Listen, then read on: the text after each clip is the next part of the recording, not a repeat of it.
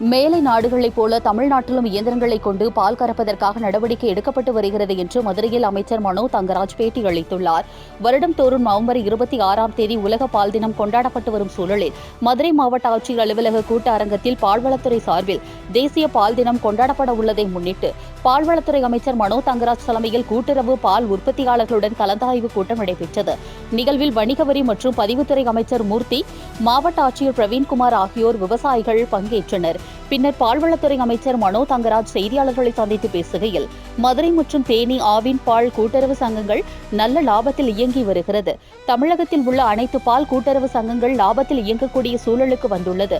மதுரை ஆவின் லாபத்தில் இயங்கியதால் பால் விவசாயிகளுக்கு லிட்டருக்கு ₹1 ஊக்கத்தொகையும், தீவனமும் கிலோ ₹2 மானியமும் வழங்கப்பட்டது.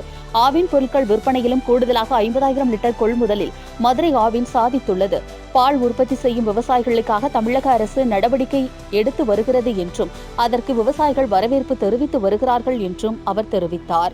மேலும் ஒவ்வொரு நாளும் ஒவ்வொரு விலையில் தனியார் நிறுவனங்கள் விவசாயிகளிடமிருந்து பாலை கொள்முதல் செய்கிறது. ஆனால் ஆவின் நிறுவனம் நிலையான விலையில் விவசாயிகளிடமிருந்து பாலை கொள்முதல் செய்கிறது. பால் கொள்முதலில் ஆவின் நிறுவனம் விவசாயிகளுக்கு 7 முதல் 10 நாட்களுக்குள் பாலுக்கான பணம் வங்கி வாயிலாக வழங்கப்பட்டு வருகிறது என்றும் பேசினார். பால் கொள்முதலை பொறுத்தவரை நம்ம அதுலேயும் ஒரு சுமார் 50,000 லிட்டர் பால் கொள்முதல் கூடியிருக்கிறது.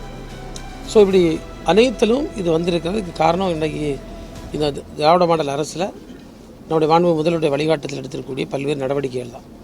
நான் இன்றைக்கு காலையில் கூட பல கிராமங்களுக்கு சென்று விவசாய பெருங்குடி மக்களை நேரில் சந்தித்து அவர்களோடு கலந்துரையாடி அவருடைய கோரிக்கைகளை நாங்கள் கேட்டோம். அப்போது அவர்கள் இன்றைக்கு அரசு வழங்கியிருக்கக்கூடிய விலை உயர்வு, அதே போன்று அந்த ₹3 ஊக்கத்தொகை, சிறந்த தரமான பாலிற்கு வழங்கப்படுகின்ற ₹1 ஊக்கத்தொகை, அதே போன்று அவர்களுக்கு தொடர்ந்து வழங்கப்பட்டிருக்கின்ற கடன், இன்னும் 85% மானியத்தோடு கூடிய காப்பீடு போன்றவை எல்லாம் ஒரு மிகுந்த வரவேற்பை விவசாய பெருங்குடி மக்கள் மத்தியில் ஏற்படுத்தியிருக்கிறது.